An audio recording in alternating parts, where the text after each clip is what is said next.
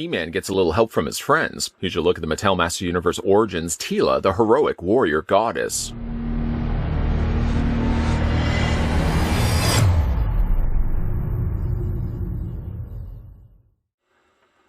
Modernizing and celebrating the original 80s Master Universe action figures, Master Universe Origins gives you the power to pose Eternia's greatest warriors as retro-style figures or in an all-new action-packed battle positions.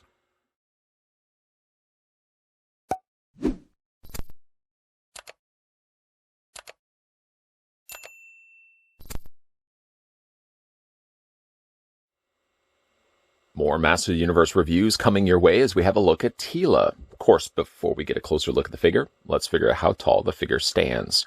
Taking the tape measure to the very top of her head, stopping right there. I'm so used to actually saying his head, because so far up to this point, we've looked at nothing but male characters from the Origins line. This is kind of the first female figure we've had a look at. Teela stands 5.6 inches in height. And switching that to centimeters, the figure stands 14.3 centimeters tall. I'm sure by now I sound like a broken record, but a big thank you to viewer Sherwin, who had picked up the first wave and trap jaw of the Master Universe Origins figures, because here in Canada, again, nothing. I don't know why that had to be the sound effect for nothing. But doing some comparisons here for Teela compared to some of the other Master Universe Origins figures we had a look at. We can bring in He-Man first. Of course, that had to be the first figure we were going to have a look at. And we can also bring in Man-at-Arms. Leaving the bad guys out of the mix for this time around, at least. You can see, obviously, Teela being a female build is a lot smaller than the other two characters that we had a look at. But again, I'm pretty excited for the fact that we're looking at female Master Universe Origins figures, because up to this point, we haven't done that. Having a look at the accessories that come included with Teela, one thing I think I keep forgetting to mention when we had a look, I think the last couple of figure reviews, I've left off the comic. But yes, in fact, she just still comes with the exact same Beast Barrage comic that we've looked at with every single figure from the first wave. Nothing is different. It's the exact same pages, same dialogue, every single page. Until, as you can see, He-Man reveals himself, I have the power. Nothing is different here. I did notice, though, on this Teela comic that the bottom end of it is a little bit more damaged. I think I've got a little scratch that's across the bottom of the front cover. Don't worry, though. I at least have probably another 4 of these comics, and I'll have another one when we look at Evil Lynn. So I don't mind the fact that this one is slightly damaged, because, like I said, you get a whole bunch of these with every single figure release.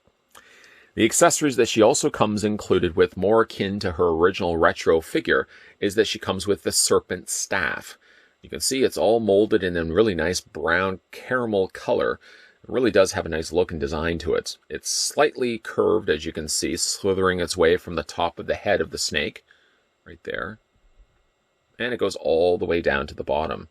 Really an ideal staff. I think if you could want to display this, maybe with like a Cobra Commander, thinking with the same Cobra theme. She does also come included with a shield. Shield, I believe, again, also came included with the original retro version of Teela. It's got some nice detailing on the front area here. I thought this section here may have been painted in, but I still think it's probably just, it resorts in just being the same coloring of plastic as the rest of the shield. I think just the rest of the shield is a little more shinier plastic, whereas the little nub on the end of it isn't painted. It's just a different kind of plastic that they've molded on the end of it. It doesn't have a point to it, so of course if you are somebody that's fearful of running around with things and getting poked in the eye, I don't think you're going to have that issue here with Teela's shield. Speaking of the accessories, we'll go ahead and put those into the figure's hands. You could technically actually put them on either one of her hands. Because this shield doesn't necessarily slide up her forearm, you're really just clamping it into her hand. It really can go on either side. If you want to have it on this side, by all means. If you want to have the shield on the other side, yeah, you can do that too. You have variety. You have options available. You don't have a third option available. You only have 2 hands to work with.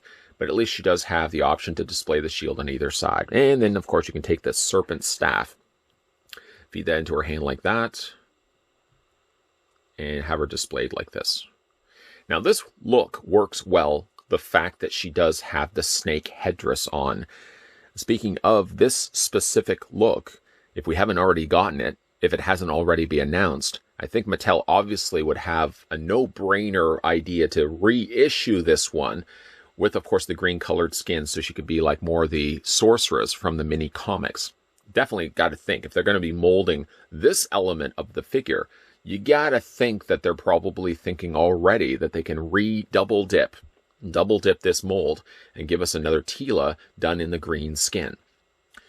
Go ahead and take the accessories out of her hand. So with like these things, these are things I'm probably going to be displaying the figure if I was going to be displaying her with this headdress. Then these accessories work perfectly for that look. However, she does also have a secondary look. And before we switch shop to a different look on Teela, just one last look at the figure. Really nice looking. I like how this continues on to the bun of her hair. So it sort of, in a way, looks like it's all part of the same mold, even though technically it isn't. It's really only just this part right here that's clamped around to the back of her waist. See right there. If you do want to remove it, one last look again at Teela with the headdress on. Soak it all in. Take your photography right now. But if you do want to change this, all you have to do is just switch the figure around to the back. Take this and just unplug it, just like that. Remove it, and this whole top piece just comes right off. And grab the figure in my hand. I don't know why I have... There we go. You can again see that's what it would have looked like with the headdress. This what it looks like without it.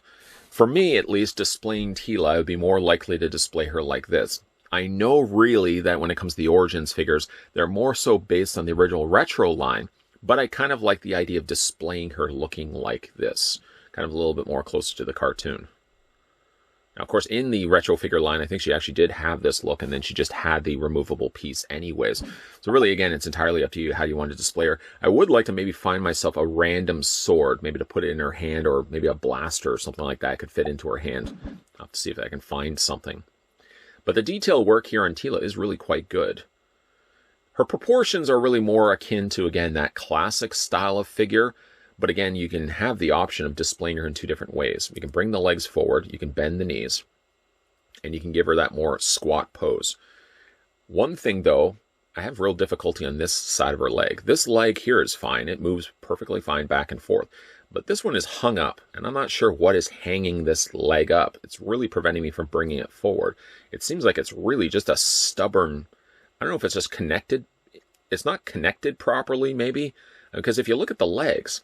on the underside here, you can clearly see there's a lot more of the visible ball joint showing. And on this leg, I can't get that to bend out. It's almost like her leg isn't plugged in properly. I do want to say this, it's not probably just all across the board for all the Teelas. However, if you did pick this figure up for yourself, let me know if you're having the same similar issue with her leg. The idea, though, what I was trying to get at, is that you can bend her knees and you can have her in more that retro squatted pose, which I can't pull off due to the circumstances tied up with this one leg. Definitely something's going on there, and I don't really know what it is. With Teela, though, I will say, when you get the figure out of the packaging, just double check where the hinges are. I would advise, if you're getting this figure, turn it around to the back just to see where these hinges are located. Because I say that, when I got the figure, it was turned like this. And unfortunately, when you see it from the front, so again, this is the right way, this is the wrong way. But if you look at it from the front, you wouldn't be able to know which one is the correct leg, other than the fact that you already know well in advance. So if you start bending the leg, you're obviously bending it against where that groove is, where that hinge joint is. You're ultimately going to break the leg right off. So spin the figure around first when you get this out of the packaging, and just make sure those hinge joints are at the back where they belong. And actually the same thing also applies for the legs. The boots, one of them wasn't in the right place. I think it was this one right here. You will want to spin this to make sure that you've got that visible hinge joint. And now you can properly bend the foot without causing damage to it. As for the detailing on the figure itself, you've got, again, that white bodice piece, the top torso area there of her armor, with that sort of makeshift ram horn on either side. Whenever I saw this, it always reminded me of Wonder Woman. I'm not really sure why. She's got the nice gold coloring, really dark gold coloring on the gauntlets here, and the little band that goes across her bicep. It's unfortunate, though, the printing where they've put in, it's 2020, and Mattel, unfortunately, they just branded that on the back of her torso. You really could say that you're not going to be seeing it from the back of the figure anyways, but it's just a shame that they have to put it there. Sometimes it's usually either here, or it's usually along across the behind of the figure. I guess of the two, she got a little bit better off that she got it just branded across her torso. I have a little bit of paint, unfortunately, right here on the back of her collar that looks like it isn't painted all the way. Now, previous to that, we also had a look at Trapjaw. Trapjaw did have some problems when it came to his paint applications. Teela's got a little bit of it right there, and I think it's a little bit of paint that's actually chipped off rather than black paint that's found its way on top of her collar. For the figure's articulation, the head rotates all the way around. It hinges up, it hinges down, all the same stuff that we saw with the other Masters of the Universe Origins figures, just again on a different build of this figure. The waist rotates all the way around. You can hinge the arms up at a 90-degree angle bend. You can bring the arms all the way around as well. And you can also bend at the elbow, rotate the forearm, rotate the hand, and you can also hinge that back and forth as well. This is unfortunately one of the cases where this leg, I just don't know what's going on wrong with this one leg, so we'll have to kind of look at it on the other side here. The leg hinges forward and back, fine. It hinges out, fine. Full splits, can't do that on this leg. Something is, I really don't want to fight that. I feel like if I fight that, that's going to break right off. Then again, when you look at it, see, there we go. Rotate this around. And then she does have a knee bend. You can rotate that lower leg. She has a rotation where the boot is attached to the lower half of her leg. And then she also has the articulation in the foot. Hinges up and down and also rocks back and forth. When we eventually have a look at Evil Lynn, I would imagine her body build is pretty much going to be the exact same as Teela's. Teela does, like I said, have some real issues when it comes to just the way she's assembled. Specifically on my figure, and I do want to stress, is maybe just the case of just my figure. Something, again, just isn't really right with her legs. This one leg isn't as bad as the other, but I'm really having some difficulty, it seems, getting her to properly stand. By the way, in case you are curious, she does have pegals in the undersides of her feet, so if you did want to make use of a display stand, you probably could do that as well.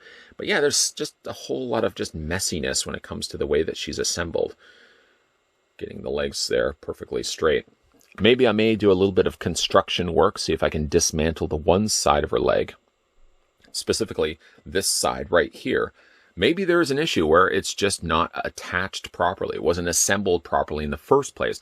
And that's the reason why it's giving me so many issues moving the one leg on Teela here. Despite for the issues I'm having with one of Teela's legs, she turned out to be a nice looking figure. I've been trying to figure out what exactly could have gone wrong with the one leg to result in me not being able to move it. Because when you're looking at it, especially when we did the splits during the course of this review, you could see that one of the ball joints was more visible than the other. And yet, for some strange reason, I can't move that and budge that other leg. I know I don't want to force it. Forcing the leg would resort in something breaking. And so far, knock on wood, nothing has broken on any of the figures that we've had a look at on the Masters of the Universe Origins line. And I don't want to be starting to start a new trend anytime soon with starting to break things. At the end of the day, I think when I'm displaying the figures anyways, I'm going to be going with the straight leg positioning rather than going for that crouched retro style. I appreciate the fact that they incorporated that as a marketing strategy. Of course, you can either go and display them with the straight legs or you can display them with the retro crouched bodies. But I can't pull it off anyways on Teela, and most of the male figures that we've looked at so far, I've already got them posted with straight legs. So I'm probably not going to find myself really needing to bend the leg forward. But it's always a nuisance when you know there's something not right about a figure, and you're trying your best to pinpoint what exactly is the cause. Again, despite that, it's a nice looking Teela. I appreciate the fact that Mattel would have given us the option to remove her headdress. I gotta think that that headdress is going to come into play later on, with, I would imagine, a release of a green-skinned Teela to look like her sorceress counterpart from the mini comics. Hopefully that would be the case. We have one figure left to go through, and that is Evil Lynn. I don't know for one reason or another why we left the females to the very end of it. I guess it was just based on what I wanted to look at first, just basically left Evil Lynn and Teela for the last, with poor Evil Lynn being left at the very bottom. But we will be having a look at her, rest assured. Stay tuned to this channel because, of course, the review of Evil Lynn will be coming your way. All again, thanks to viewer Sherwin, who picked up this entire wave and sent this my way. If you guys want to check out Sherwin's work, head on over to Instagram and look up Shell Pose. Literally pose and then shell in front of it. He does a whole bunch of really awesome photography using NECA figures, specifically NECA turtle figures. So definitely want to check him out over on Instagram. If you're also new to this channel, this specific channel here, and you'd like to stay on board, see, of course, the review of Evil Lyn as well as the rest of the Masters of the Universe Origins figures, be sure to hit the subscribe button down below, located just below this video. Move on over, turn the bell notification on, and just know as well to come back to this channel on a regular basis, because Monday to Friday, 12 p.m. and 2 p.m. Eastern Standard Time is when you'll see regular videos popping up on here. I always really want to now get to a more routine idea of putting videos up on the same days, on the same times, so that you guys always know when to come back to this channel.